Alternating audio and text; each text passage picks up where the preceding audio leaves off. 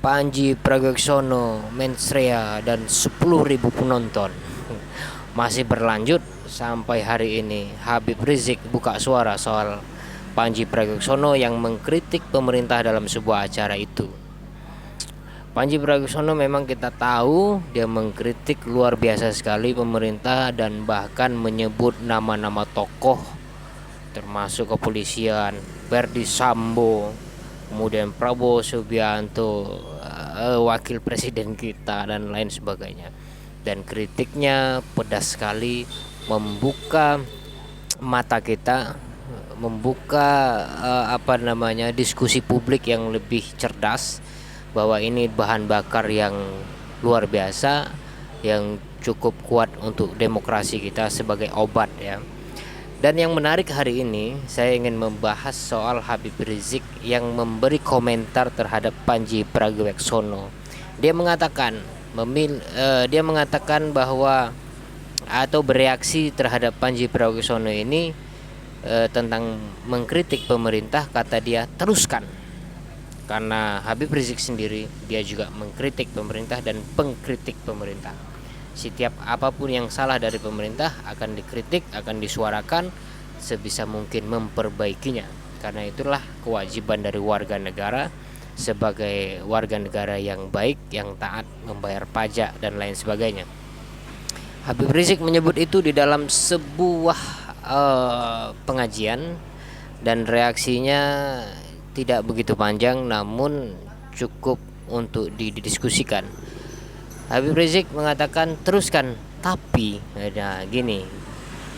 tapi di dalam satu acara itu yang berjudul Mensrea, seorang komedian itu, kata Habib Rizik, ada satu hal yang perlu dia bicarakan dan perlu dia sampaikan, yaitu tentang satu materi dari Panji Pragiwaksono tentang memilih pemimpin. Panji Pragiwaksono mengatakan memilih pemimpin itu tidak harus dari sholatnya. Lalu dibantah oleh Habib Rizik, memilih pemimpin harus yang sholat. Kalau calon pemimpin tidak sholat, haram dipilih. Itu yang dikritik oleh Habib Rizik.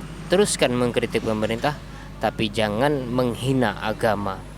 Nah, dalam hal ini menjadi pembahasan baru bagi saya. Pemahaman itu kita perlu pro, bisa kontra. Yang baik itu adalah kontra, sehingga ada dialektika kan gitu kan. Menurut saya Habib Rizik terlalu sensitif dari apa yang disampaikan oleh Panji Pragiwaksono tentang pemimpin yang sholat.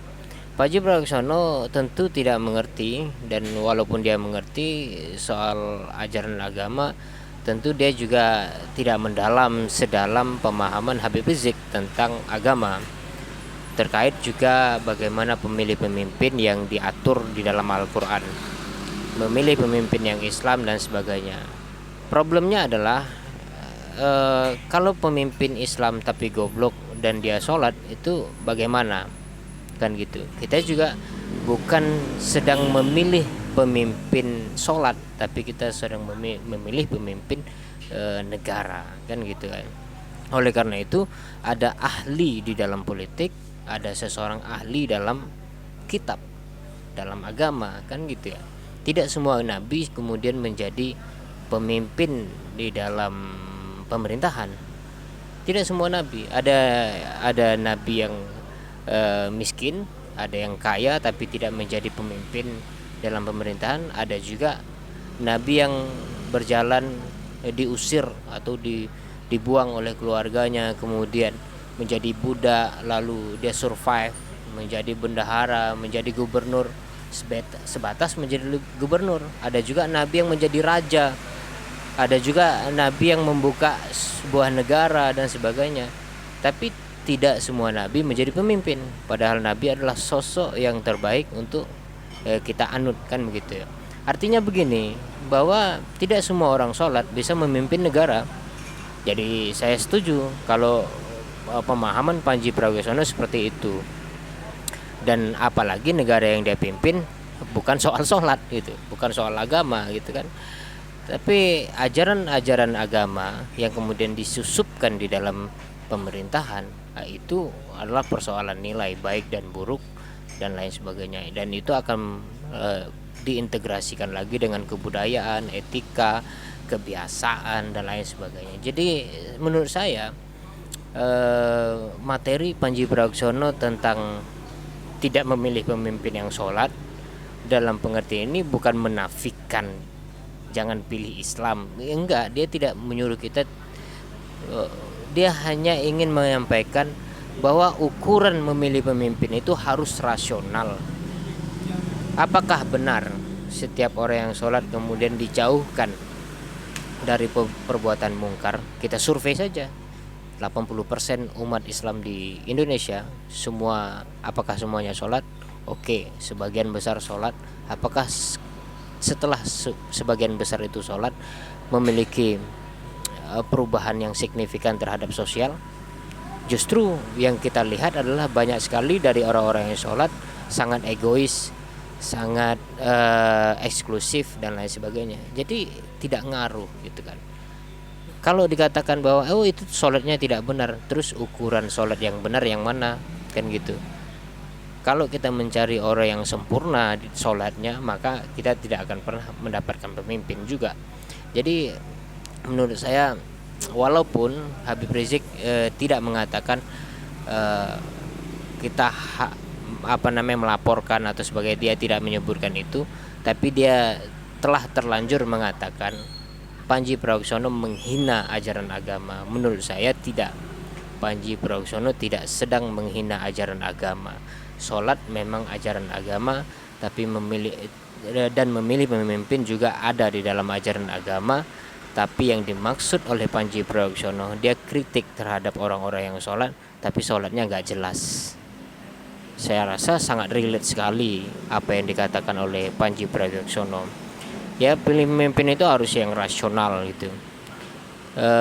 Rasionalitas dalam memilih pemimpin itu, ya dia harus ngerti paling tidak wawasan kebangsaan, dia mengerti wawasan hubungan internasional, dia mengerti politik global, dan banyak hal lainnya gitu ya. Dia paling tidak mengerti ekonomi politik, dia mengerti apa itu kebudayaan, dia mengerti batasan-batasan agama, negara dan sebagainya. Dia mengerti simbol-simbol agama, simbol negara, dan tidak mencampur adukkan itu. Sehingga menjadi pemimpin itu adalah sebuah talenta khusus. Nabi saja dia sangat toleran terhadap orang yang tidak mengikut agamanya. Ketika Nabi Muhammad di Madinah, dia mengatakan bahwa di Madinah ini tidak hanya orang Islam, maka muncullah piagam Madinah, kan begitu. Jadi dan pernah juga pemimpin diangkat menjadi gubernur di era kejayaan Abbasiyah. Gubernurnya itu bukan orang Islam.